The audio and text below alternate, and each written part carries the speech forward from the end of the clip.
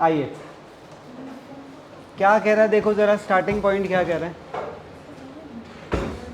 On comparing the cash book with the passbook of Naman it is found that, date क्या है 31/3/17, ये है businessman की और ये है बैंक की, ठीक है। Bank balance of ₹40,960 showed by the, अच्छा यहाँ पर ये तो लिखा है बैलेंस, पर ये तो बता ही नहीं रहा कि बैलेंस यहाँ का है या यहाँ का है। क्वेश्चन तो साइलेंट है। अब क्या करूं, अब मैं इसे यहां लिखूं या यहां भी तो लिख सकते थे। इसको बताना चाहिए था ना कि ये जो बैंक बैलेंस है ये डेबिट बैलेंस है या क्रेडिट है, इसने बताया ही नहीं। तो जब भी क्वेश्चन साइलेंट होगा तो हम उसे फेवरेबल बैलेंस मानेंगे, अनफेवरेबल केवल तभी माना जाएगा जब क्वेश्चन भौंकेगा, ठीक है ना। आओ जरा, तो ये बैलेंस हमारा स्टार्टिंग पॉइंट हो गया। पहला पॉइंट, बैंक चार्जेस ₹100, बैंक ने हमारे अकाउंट से 100 रुपये कम कर रखे हैं, तो यहाँ पर भी तो कम कराने पड़ेंगे ताकि दोनों तरफ इक्वल हो जाए। और यहाँ पर भी मेरा स्टार्टिंग पॉइंट क्या है, और लाइन क्या कहती थी, if starting point is cash book I will make changes in so that I get the balance as per passbook. चलिए ज़रा, तो ये मुझे क्या करना पड़ेगा, माइनस। अगला कह रहा है 21/3/17, 21/3/17 यहाँ पड़ेगा। हाँ क्या हुआ था, कह रहा है एक डेटर था, उसने 2000 रुपये, एक डेटर ने 2000 रुपये यहाँ पर डिपॉजिट कर दिए, तो वहाँ पैसा बढ़ गया, but no entry was made in the, कह रहा है यहाँ लिखा ही नहीं है, तो प्लस करा दो इसे। आगे चलिए, cheques totalling ₹12,980 were issued by the company and duly recorded in the, हाँ कह रहा है इसने किसी को चेक दे दिए थे 12,900, तो इसने तो अपना पैसा 12,980 से अपनी नज़रों में कम कर लिया, पर हुआ क्या है, क्या हुआ है, कह रहा है बिफोर 31 मार्च,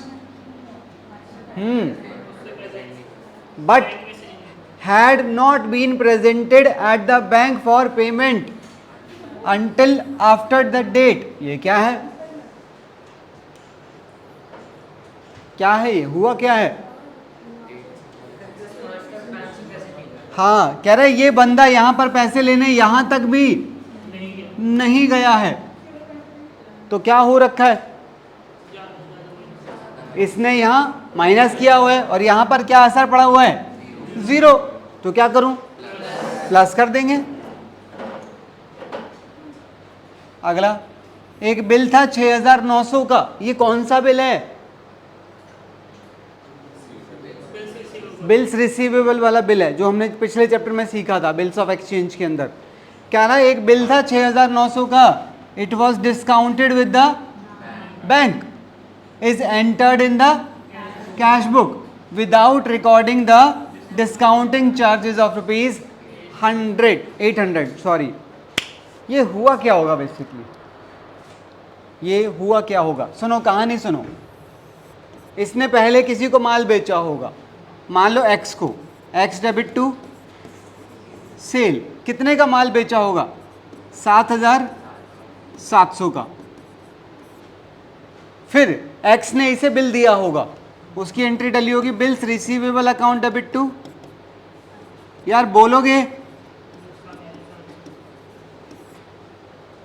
अब बिल आ गया था इसके पास, किसके पास, फिर एक्स ने ये वाला बिल बैंक में भेज के डिस्काउंट करवा लिया, तो इसने एंट्री क्या डालनी चाहिए थी, bank account debit, discounting charges account debit to BR।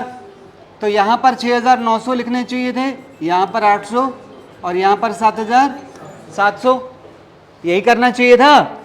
पर इसने क्या किया, अच्छा बिल जब यहाँ गया तो बैंक ने हमारे अकाउंट में कितने पैसे डाले होंगे, बैंक ने हमारे अकाउंट में 6,900 ही डाले होंगे।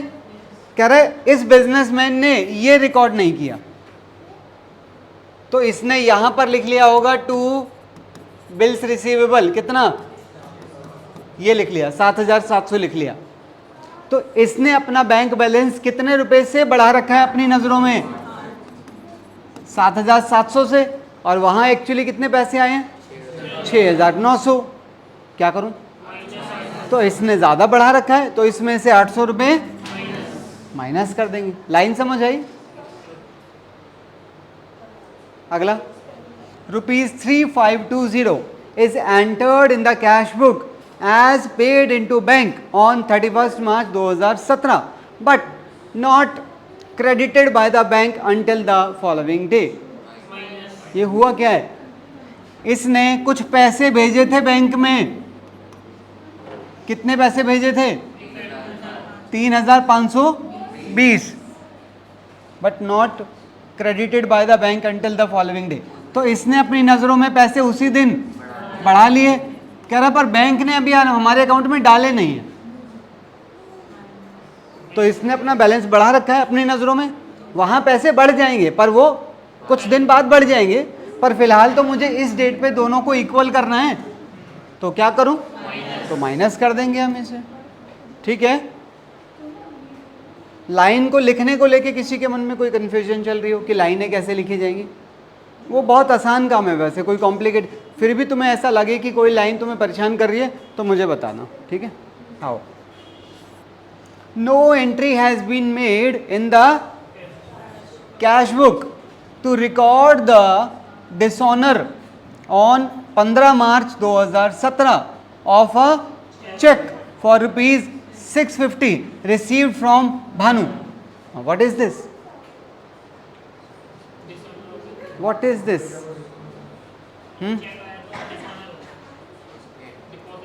हुआ क्या होगा? इसने शायद किसी को, किसको? भानु को माल बेचा होगा।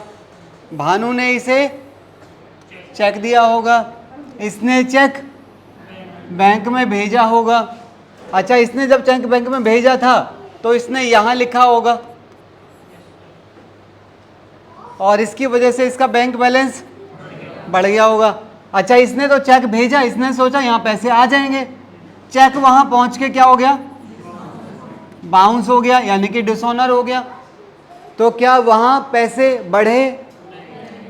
वहां चेक पहुंच के बाउंस हो गया, तो फिर उसके बाद इसे बाउंस की एंट्री डालनी चाहिए थी। क्या?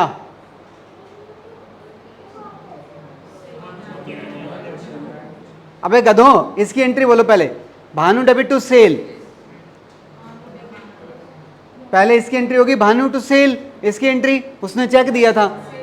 Bank debit to Bhanu, bank debit to, तो ये चेक हमने बैंक में भेज दिया। जब वो वहां बाउंस हो गया था तो वहां पैसे बढ़े नहीं है, तो वहां से इंफॉर्मेशन आई होगी। एंट्री यहां क्या डालनी चाहिए थी? Bhanu debit to bank. Bhanu को दोबारा से डेटर बना लेना चाहिए था। कह रहा नहीं लिखा। इसने तो अपनी नजर में पैसा बढ़ा रखा है। क्या वहां पैसे बढ़े?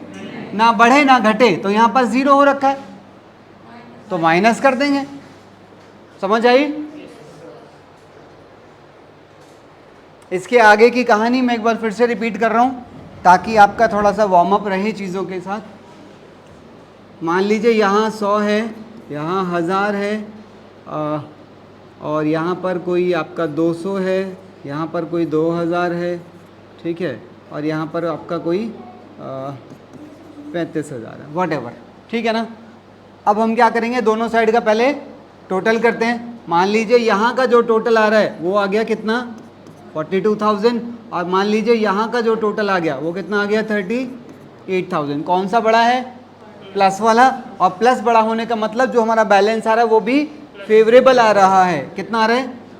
4,000 का। और बैलेंस किसके हिसाब से आएगा यहाँ पर?